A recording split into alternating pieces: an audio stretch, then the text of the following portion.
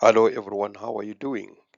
Here we've got a case in a first trimester fetus. Then let's see what I saw here. So what we have here, you can see that's the fetus, the head of the fetus. You see this the blood of the fetus that is distended. So this is megacystitis. Look what I saw there. These are the bowels. They are outside in distended. You can see the bowels there. They are outside. They are outside there. So this is a case of gastroschisis. The urinary bladder is also very much distended, as you can see, but there's no fluid collection in the back of the neck, as you can see there.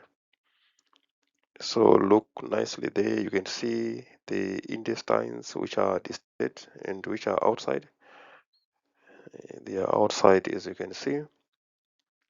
Look at the urinary bladder of the fetus. Look at how distended it is, megacystitis. Look at how it is. There's also a cyst in the umbilical cord there. There's a umbilical cord cyst there, umbilical cord cyst. This is the bladder that is stretching all the way like that. Okay, look at the cyst there. Look at this cyst there. That's a giant umbilical cord cyst.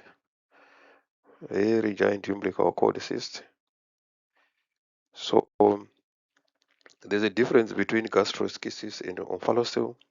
In omphalocele, these intestines will be protected by a membrane, but in our case, they are not protected by the membrane, they're just outside, as you can see there. So this is just at around 12 weeks of pregnancy. Look what is going on there. Look at how the bladder is distended there, and you can see here the distension of the bowels.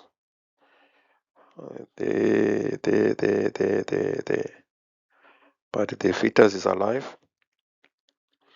And you can see the fetal movements there, the fetal movements there. This is you can see the diameter of the bladder. They're going all the way like that. This is the amniotic sac. The amniotic sac looks fine. It looks okay. So it's too early now. But the kidneys, there is no hydronephrosis. I did not see hydronephrosis in the kidneys.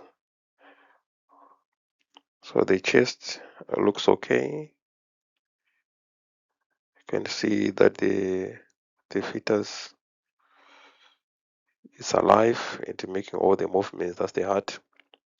The brain, the fetal brains, they look well developed. They're okay, as you can see there. As you can see, you can appreciate that they are fine there. So the brains are okay. Look at the cysts there in the cord. Look at how these bowel loops are distended in the fluid field like that. They are distended in the fluid field.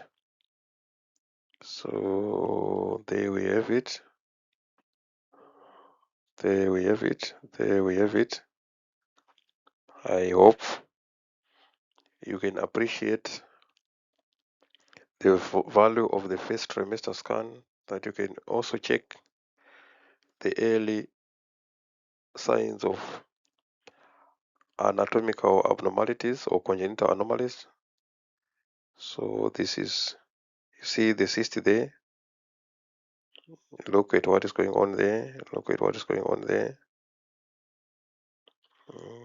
Can appreciate. Look at this. Look at that. Look at that. So this is a first trimester case of gastroschisis, and also megacystitis. There is gastroschisis and megacystitis. So megacystitis means an enlarged urinary bladder.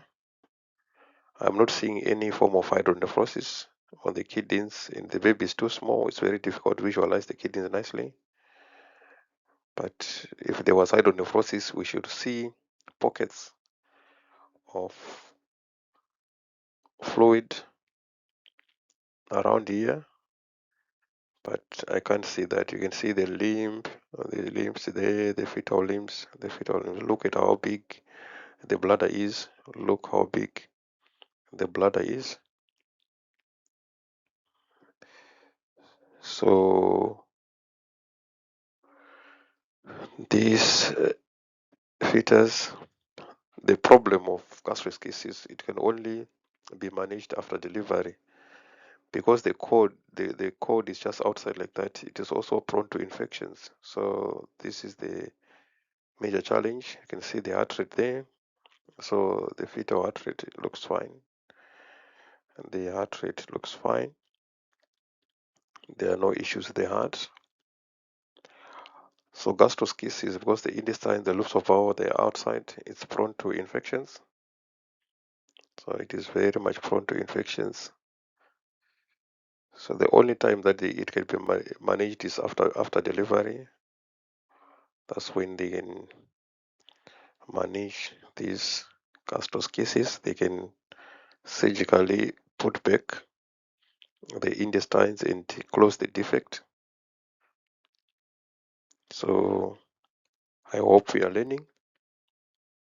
So don't make assumptions that you can only see fetal anomalies in the second trimester, because here you can nicely see it in the first trimester.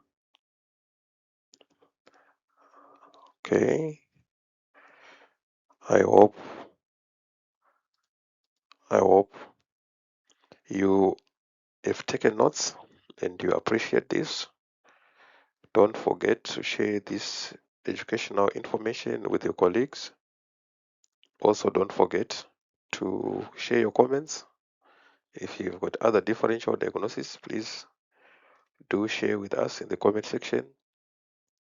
And also, I appreciate any other dimensions or anything that you need to learn. Kindly share with us. Thank you so much. Let's meet again in the next episode.